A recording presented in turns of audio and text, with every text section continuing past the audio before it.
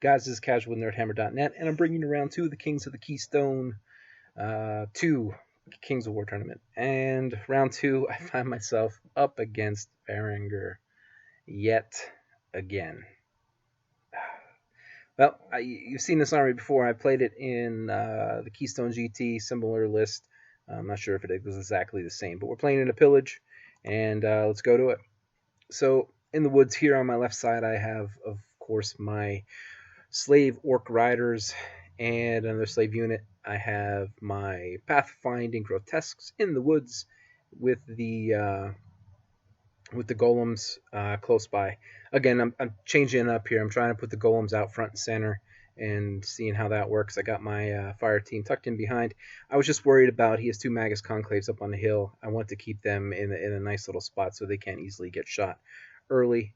And in the center, yeah, just anchoring down the lines with the two slave blocks. And I have the gargoyles here. I have Basusu on the other side. I'm not sure why I put it over there. I think it was more so to counter his Herja model, but kind of disappointed where I put her. I could have probably used her on this flank, more importantly. And then I have my half-breeds in behind my orcs. There's a nice little gap here I want to shoot in between his building and another building. He's pretty condensed in this side. He has the unit dogs, a Magus unit of Sons of Korgan, regiment of Sons of Korgan, troop of dogs, and these are his fallen in behind. There's Herja, and of course the king on the Chimera, and Bloodsworn, which has the Herja gift, and two Magus Conclaves. Underneath this Magus is one of the tokens for pillage. You see one in the front there, and another one there, and then three across the, well, not across the middle, but in this line here. So, I mean, I'm fighting Varangur again. It's going to be a smash him out type of affair. My best tactic, I really want to shoot this gap here. It's probably obvious to him that I want to do that, but his forces are kind of thin and compact, and he's going to have to contest that and deal with it. Otherwise, you're going to have half-breeds in the backfield, and that's not where you want to be. That's not where you want him to be.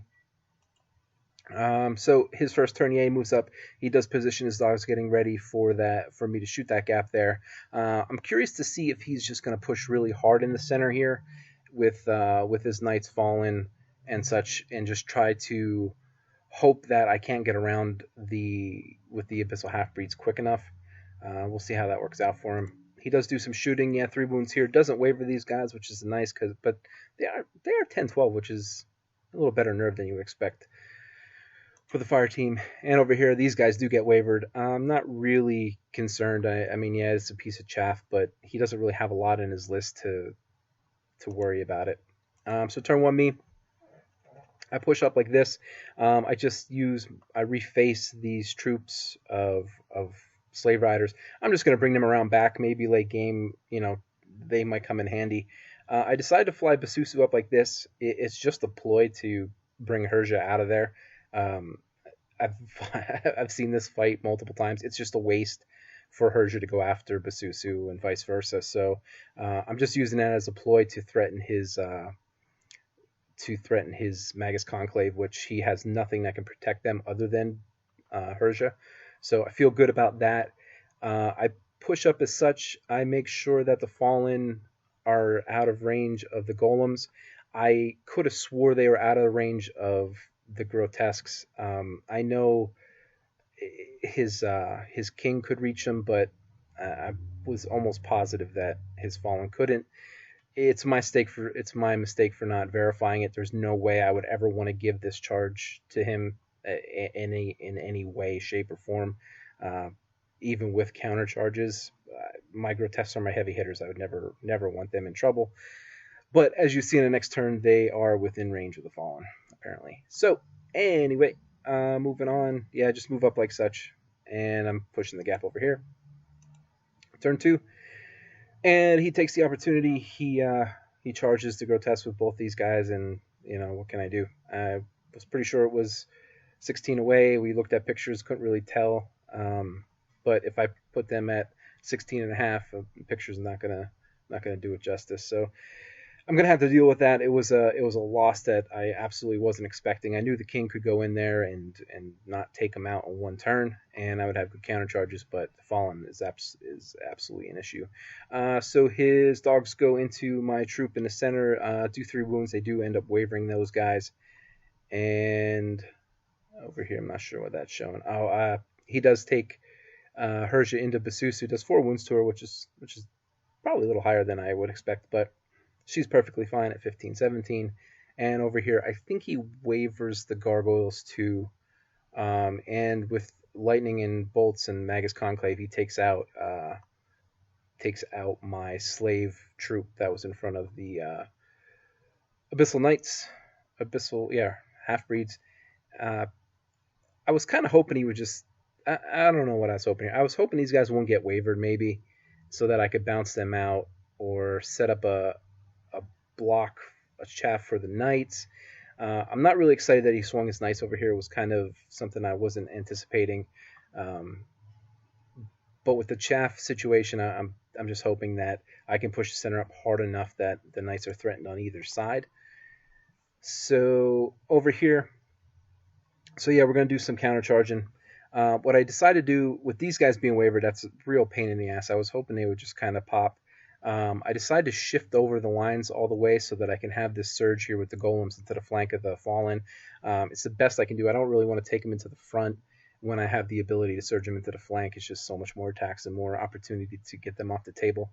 Basusu, she regens too and flies into his king. Just trying to ground his king here so that he can't flying behind my lines or anything like that. I think that's an okay move. I mean, Basusu, we just saw it in the last game. She was just chasing the king around, and that's what is happening again. So, yeah, that's how that looks. I don't know if this is after combat or just showing a shot. And over here, the gargoyles, yeah, they're just stuck in position. So I position the half breeds in behind, getting ready for the dogs to basically charge and hopefully clear out those gargoyles. And then I have a decision to make. I'm not really excited about getting chaffed up on his dogs and taking a counter charge by his knights, but I don't think there's much I'm going to be able to do at this point. And over here, yeah, just positioning my fire teams and just making a mess of myself, pretty much. After combat, yeah, I don't know how many I do to the king, but it maybe a couple wounds. But my golems do go through and beat up on the fallen. That's excellent. I got them out of the way and faced the Bloodsworn to take a charge from them. I don't think the Bloodsworn get through them in one turn, but really I have no other option. Gotta face it in the front. So on his turn, he takes Herja and the king into Basusu. Looks like the king only has 2 wounds on him. That's going to hurt. That's a lot of attacks. He does take his Bloodsworn into the golems, and he decides to back his dogs up. My guys were wavered anyway, so I think he's just going to take shots and clear them up that way. And yep, he moves his Magus over. I guess do maybe Fireball at the. I'm sorry, Lightning Bolt at the half breeds. And just another shot of that side. And over here, 2 wounds on the gargoyles. They did regen some. I think he wavered them again, or he didn't. No, he didn't waver them at all. So that is interesting. But with Clash of Kings in play, I can't just fly over and redirect. So yeah, I'm not sure what I'm going to do there. And over here, yeah, 13 wounds on Basusu, but she is only wavered. So that's exciting that she survived, and she does have a decent regen, so hopefully I can get some of those wounds back and make her an issue. The Bloodsworn, yeah, they only do 4 wounds to the golems, and they are perfectly fine at Fearless 17. So I do some counter charges. I bring my slave unit. One thing I want to show you, this is way back. This right here, my slave unit, I wanted them to charge when I charged Basusu in, but they failed their yellow belly. So you do fail yellow bellies at inopportune times, but less than you typically would think. So I do finally get to put them into the dragon or the king on the chimera. And back Basusu, she's up underneath this wing here. I just faced her and backed her up to give her some options and get her kind of out of the way there of the king's charge. And I decided to combo charge here. I know I'm going to be taking -1 to hit on the Bloodsworn, but I want to try to get as much wounds on them as possible because they can come back to life. And yeah, that would be a nightmare. Start positioning the fire teams. I'm going to take a shot at the dogs, try to get them off. I think this might be afterwards. After shooting, I did 3 wounds there. Or maybe not. I'm not sure. Yeah, that's the way that looks. Yeah, the slaves did 8 wounds to the king. He's getting up there now, but he's still 18-20. So I got some work to do there to kill him. And on the Bloodsworn, I do 13 wounds and don't even waver them. So not as many wounds as I was hoping. -1 to hit because of that wall was pretty annoying. Yeah, that's unfortunate.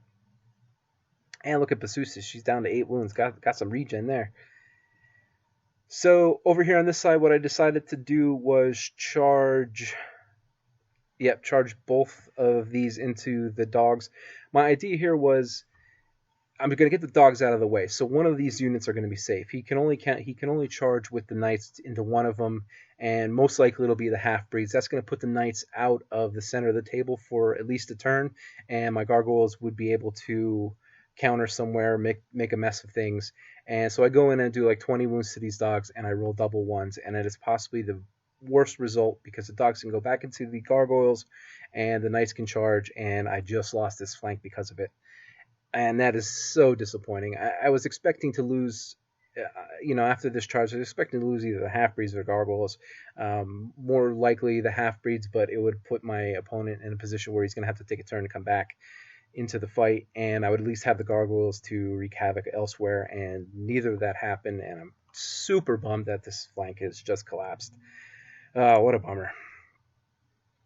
His counter charges, the king goes back into the slaves. Hersha finally goes back into Basusu, might get her this time, and he decides to take his Bloodsworn, countercharging the slave unit. They only have 3 wounds on him right now from probably some shooting and whatnot. So I'm hoping these guys can stick around, but it's going to be interesting to find out. And the dogs have 5 wounds on them, so they're just a shot away from getting picked up, which is nice, but it's still this battle's just not going the way I want it to. And over here, yeah, he does take them both out. That is super, super unfortunate. And just a shot of that. So the way it's looking now, yeah, my slave unit is gone. So the way it's looking now, right, there's one pillage marker there, one pillage marker there, there's another one there, and there's 2 in the back. So he can sit these dogs. These dogs just need any nerve check and they're gone. And these dogs pretty much the same deal.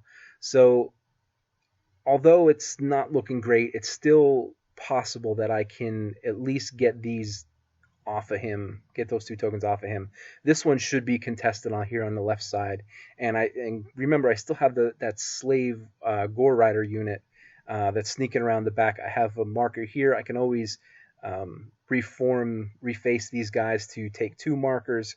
So it's not desperation time yet. So we'll see how it all plays out. Turn 4, I decide to back everything up and just use my incredible fire team to get rid of the Bloodsworn, and thankfully they do not come back to life.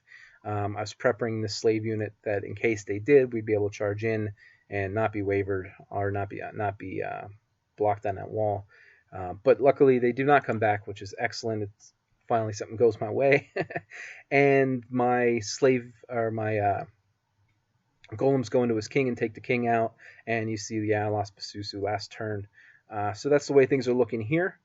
And let's see the next picture, his turn 5. I think I missed a picture on his turn. He went in with Persia into my slave unit, did a couple wounds, but they were completely fine. So what I decided to do, Herja had maybe a wound or 2 on her, I don't remember. But I decided to take my golems in and countercharge with the slaves. I'm thinking this is going to be enough. I have Herja pinned down. I'm going to clean her up, be able to reface my units, get ready for the knights coming in.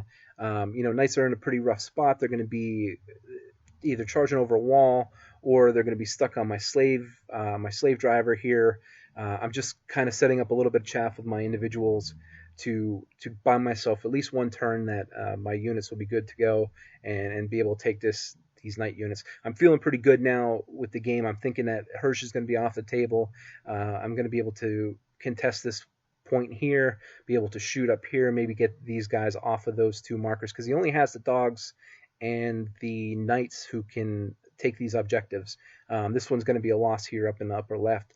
So I'm feeling pretty good. You see my troops made it around. They're able to back up this slave unit to take this loot marker. So I'm feeling like things are going pretty good at this moment. And let's see, over here, yeah, it's just showing the troops are making it over to that area with 2 wounds on them. And then the worst possible result that could happen, and I'm pretty typical of a Kings of War game, is we waver Herja. Oh no, that is just the worst possible result. Just needed to get her off the table, and it should have been done. It could have been done. And that is bad because now I'm going to lose the golems to a rear charge. I mean, even them going over the wall, it doesn't matter. That's so many attacks. Turn 6, that's exactly what he does. He takes Herja back into my unit of slaves and wavers them, and then his knights come in and take care of the golems.